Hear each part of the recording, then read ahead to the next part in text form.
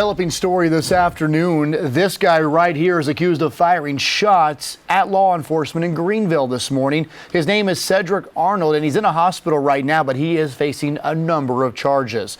Now, we're told that Arnold fired shots at another driver, which prompted this whole thing around 8 o'clock this morning near the QT on Malden Road.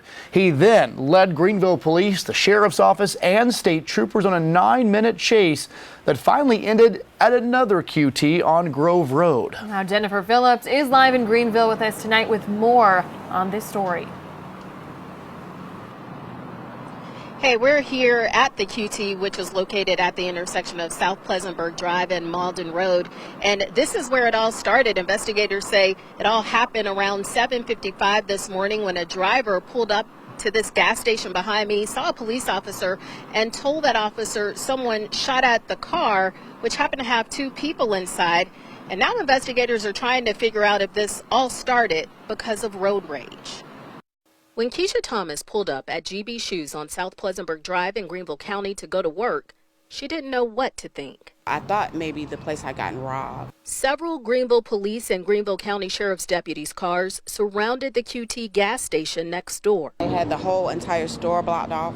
Investigators say it all started when a driver pulled into the QT, saw a police officer, and told him someone shot at the car. There was a lot of city police, and there were 3 civilian cars sitting in the parking lot. Investigators say the police officer took off after the suspect, Cedric Arnold, who began shooting out of his sunroof and window at the officer. That's scary.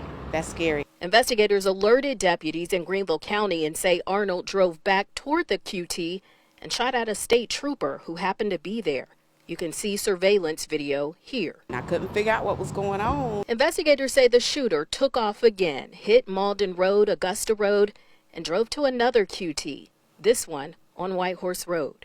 It was an imminent and deadly threat. Greenville Police Chief Ken Miller. We do try to balance the overall level of congestion with the risk. Investigators say it all ended at the QT on White Horse Road, where you can see investigators pulling into the gas station from this surveillance camera. Now, Greenville County Sheriff Johnny McBrown says Arnold faces several charges. The decision was made by the officers on the street to take the car, stop the car, and take the individual out of the car. Investigators pinned the car and say Cedric Arnold wouldn't cooperate, so they smashed his windows and tased him to get him out of the car. And now that it's over, Keisha Thomas feels safe. So we're told 3 deputies have minor injuries. One had to be treated for those injuries. And as you mentioned, Arnold is in a hospital for his injuries. And investigators say he faces several charges, including 3 counts of attempted murder. And they also say that he has a long rap sheet. Cody and Victoria. Yeah, Jen, thanks. We talked about this during the 4 o'clock newscast, but it's pretty lucky here that no one was actually shot and that the sheriff's office and police were able to take this driver out before it continued on.